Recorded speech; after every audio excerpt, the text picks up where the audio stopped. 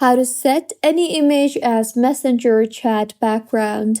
Hello everyone, I am Bishaka and welcome to our channel. Now let's get right into the tutorial.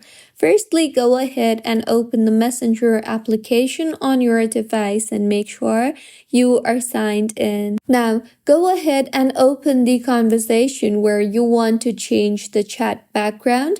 Once you have opened the conversation, tap on the profile name of the individual on top of your screen, and here you will see the option for customize. So tap on the customize option you see there, and now if you want to set an image for your chat background, then tap on the upload an image option you see there, and then go ahead and choose the image for your chat background. Further, go ahead and adjust the ratio if required, and then tap on the done option on the top right of your screen, and then go ahead and tap on the select option you see there. And with this, as you can see, the chat background has been changed. So this was about how you can change chat background on Messenger. If you find this tutorial helpful, please like the video and do comment if you have any queries.